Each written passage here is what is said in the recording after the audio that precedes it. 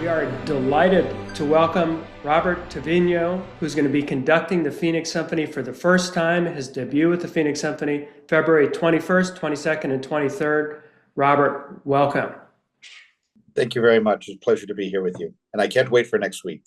It's an exciting program. We've got Berlioz Symphonie fantastique, got Ravel's incredible piano concerto in G, and now Grammy award-winning Gabriela Ortiz, her great piece, Téenek. So a very exciting program. But before we talk about the program, I know our audience is very interested to learn more about you. Originally from Texas, you've conducted orchestras across the country and around the world.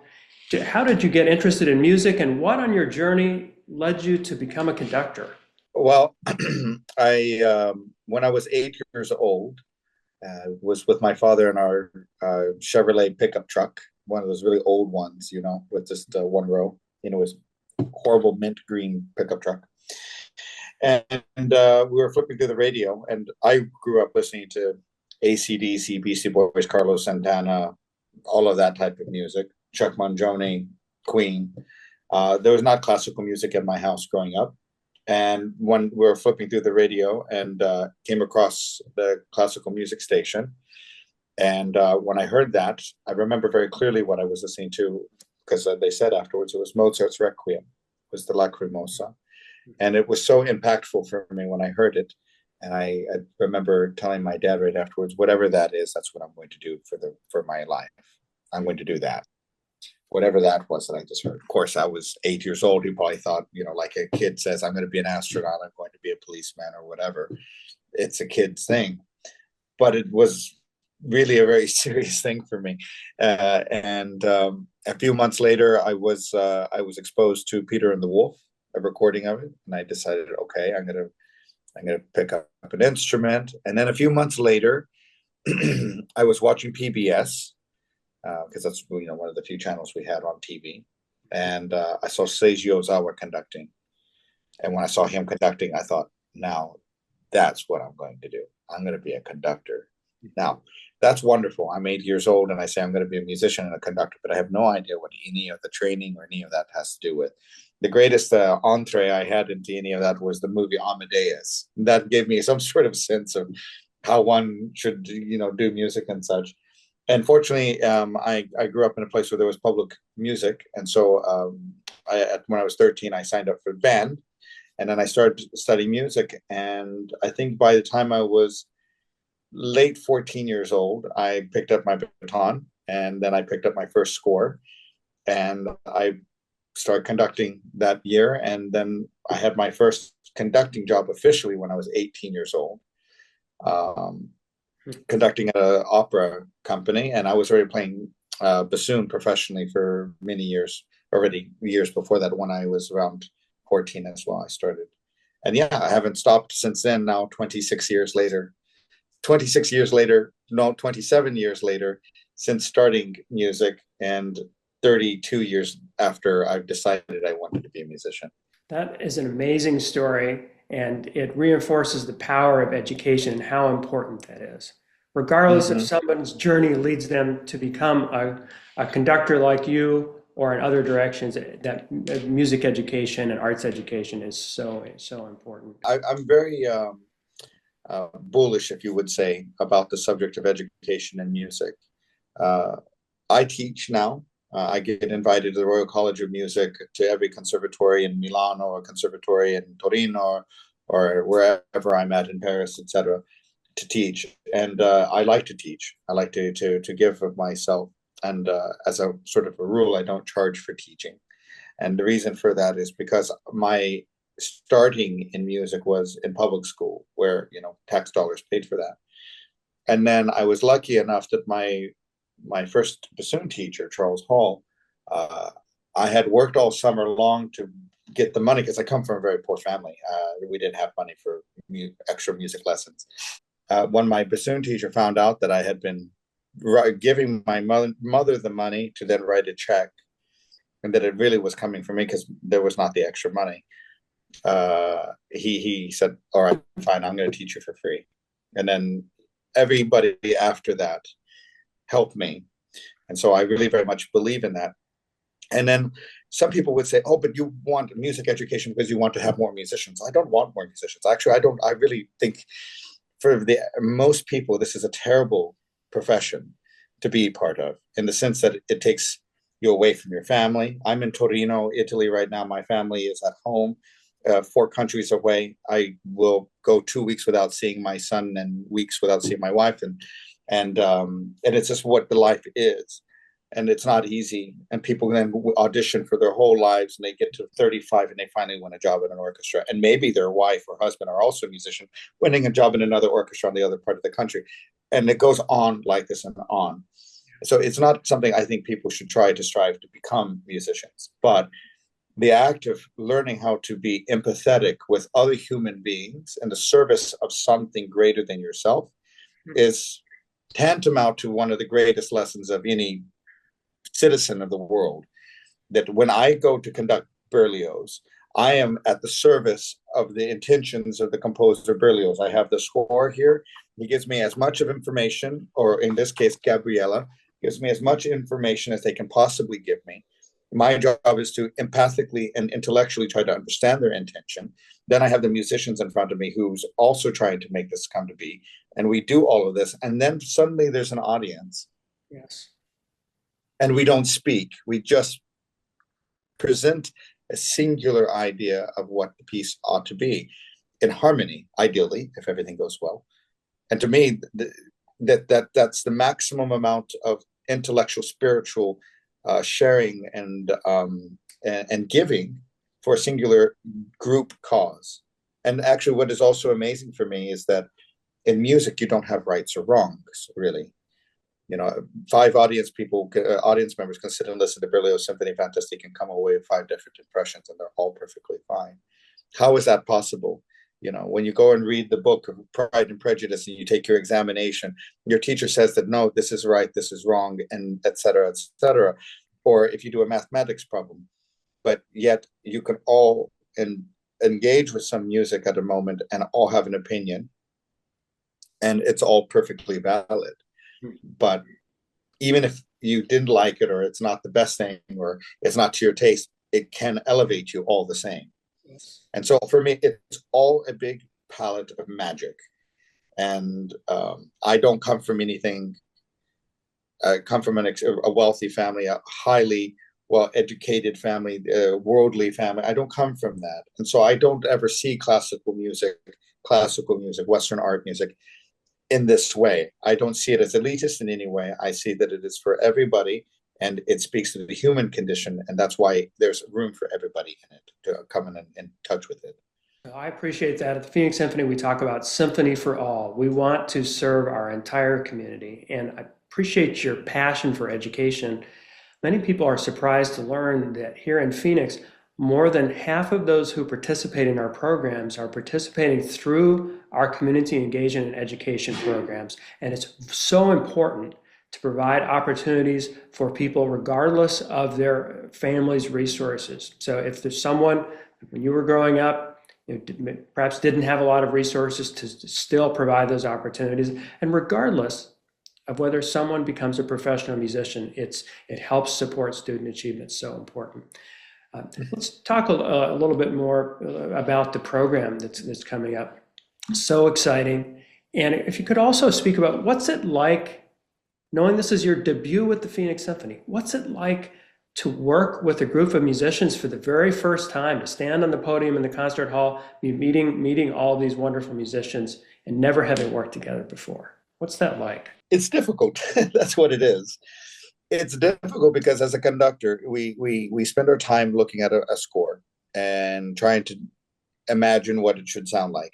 And of course, if you look at to the average person looking at a page of a score, they don't necessarily hear it. But as a conductor, I look at the page and I can hear what I see on the page. And then I form my interpretation, I form my understanding of the piece based off an internal ear, so to speak.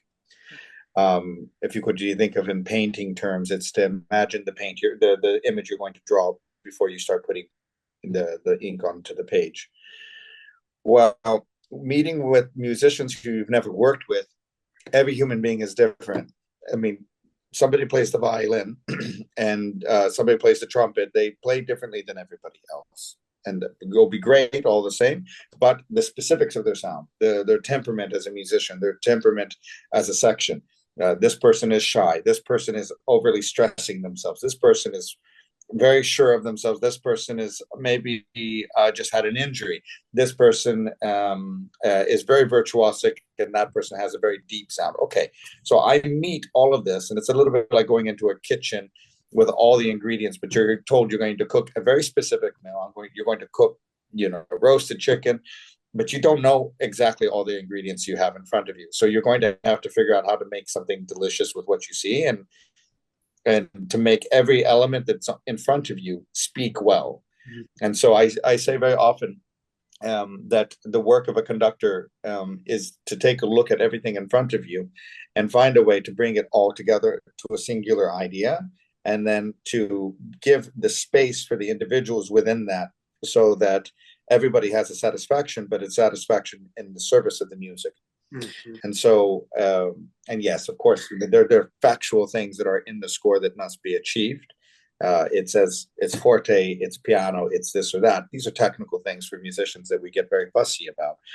But in principle, the question is how to do that. And every orchestra, every musician behaves differently, and doesn't only behave differently from orchestra to orchestra, but from day to day.